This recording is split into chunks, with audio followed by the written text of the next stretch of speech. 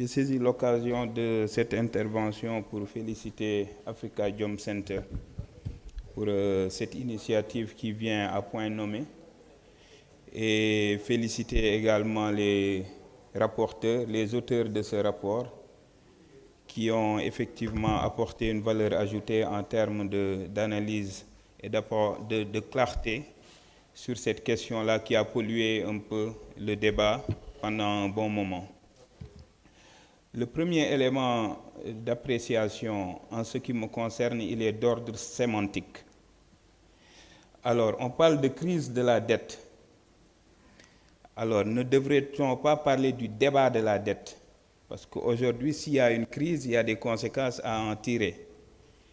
Il semblerait qu'aujourd'hui, il y a un débat sur l'existence ou la soutenabilité de la dette du Sénégal. Parce que dès lors qu'on envisage les options, il faudrait qu'alors on règle la question de la soutenabilité.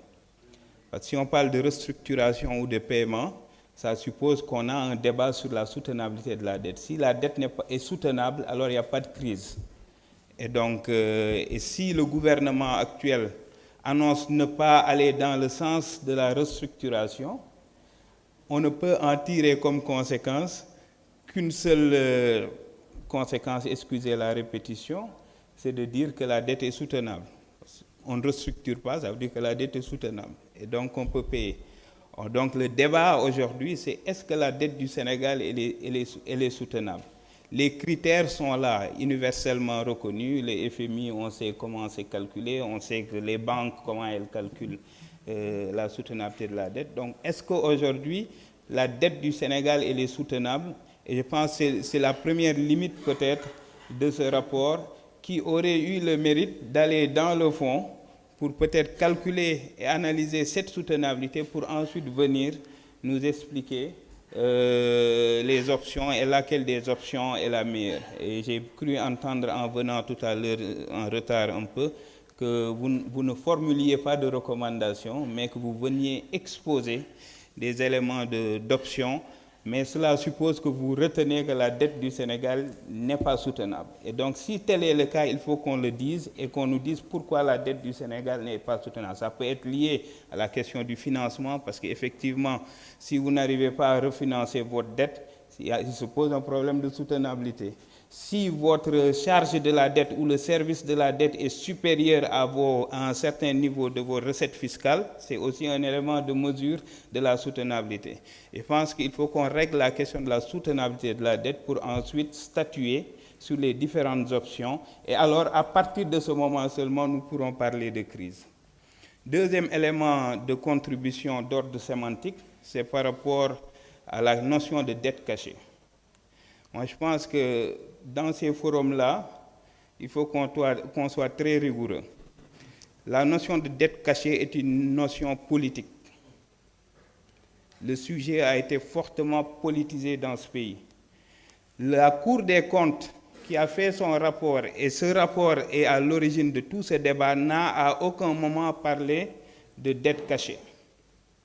La Cour des comptes s'est contentée de parler de dettes contractées hors circuit budgétaire. Et je pense que tous les techniciens doivent se limiter à cette qualification. Il y a effectivement une dette qui a été contractée hors circuit budgétaire et qui n'a peut-être pas suivi les procédures établies dans ce pays. Mais dès lors qu'on abandonne cette notion de dette contractée hors circuit budgétaire pour parler de dette cachée, on est en train de dire aux Sénégalais qu'il y a une dette qui a été contractée et qui a été utilisée à d'autres fins. Ça peut être le cas. Les auditions pourront le statuer. Mais si on met en avant d'ores et déjà ce point-là, c'est qu'on est en train de dire aux Sénégalais que votre argent a été volé. Or, la Cour des comptes n'a à aucun moment dit cela. La Cour des comptes a dit, dans nos vérifications, nous avons vu une dette qui a été contractée hors circuit budgétaire. Et sur ce point, je pense que tout le monde est d'accord, puisque la Cour des comptes est allée investiguer auprès des banques, qui leur a demandé les conventions de financement. Les banques ont fourni, et la Cour des comptes, faisant ses recoupements, s'est certainement rendu compte que cette dette n'a pas été comptabilisée dans la comptabilité publique. Ça n'a rien de dette cachée. La notion de dette cachée, c'est une notion politique, et je pense qu'il serait utile à ce stade de s'abstenir d'utiliser cette notion dans ces forums-là parce que ça peut polluer le débat. Le troisième point, et là j'entre un peu dans le fond pour en terminer, c'est la question de la dette bancaire dette bancaire locale, à éventuellement inclure dans un processus de restructuration. Et là, je ne suis absolument pas d'accord avec les auteurs, parce qu'on ne peut pas, pour le compte... on ne peut pas, au nom d'un risque systémique, dire qu'il ne faudrait pas inclure la dette bancaire locale. Ne pas l'inclure si tant est qu'elle doit être restructurée pourrait causer un plus gros risque systémique. En tant que banquier, j'affirme ici que, en tout cas depuis 2024, cette dette bancaire, du fait des APE, des appels publics à l'épargne, a pris d'autres proportions beaucoup plus importantes qu'avant. Et je ne vois aucun créancier international qui va accepter que sa dette à lui soit restructurée pour laisser sur place la dette bancaire locale qui, elle, a pris une proportion beaucoup plus élevée ces dernières années à travers les APE, à travers le reprofilage que le professeur Amath Ndiaye a évoqué. Effectivement, le Sénégal aujourd'hui fonctionne principalement sur la base du reprofilage de la dette bancaire locale. Lorsque vous reprofilez, vous êtes en train d'augmenter la charge de la dette, n'est-ce pas? Or, dès lors qu'on parle de restructuration, c'est que votre charge de la dette devient plus ou moins insoutenable. Quel créancier international va accepter de restructurer sa dette et laisser la dette bancaire locale qui est plus importante? Et donc, je pense que de ce point de vue, il ne faut pas qu'au nom du risque systémique, qui existe déjà, le risque systémique, il est déjà là, puisque la BCEAO, directement ou indirectement, alerte les banques,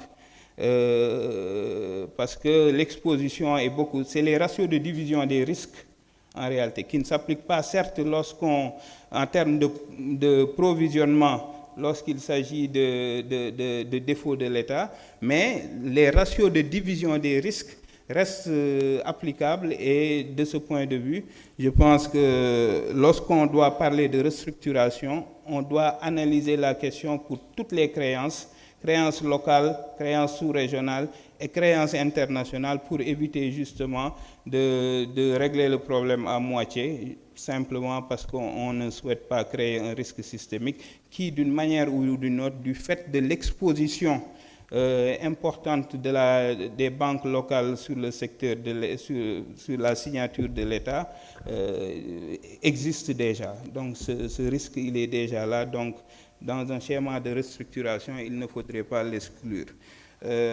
Enfin, dernier point, M. Tine, pour vous féliciter et dire que, effectivement, le professeur Amath Ndiaye l'a dit, la priorité, c'est l'économie, ce n'est pas la dette. La dette en est un élément, la croissance est un élément important, mais ça suppose aussi de changer de paradigme, parce que dans notre pays, l'État est l'agent économique numéro 1. C'est l'État qui investit de l'argent dans l'industrie, c'est l'État qui investit de l'argent dans les marchés publics. Ça booste l'économie. Si l'État est en crise, naturellement, la croissance ne va pas s'en faire ressentir. Et donc, l'État étant en crise, l'économie ne peut pas marcher.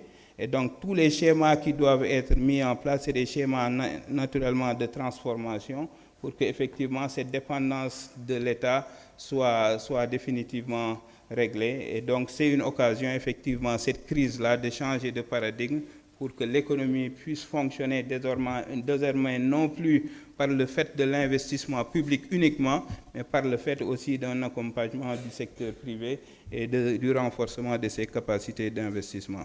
Excusez-moi d'avoir été long. Encore une fois, félicitations et merci pour l'invitation à Africa Jom Center. Merci.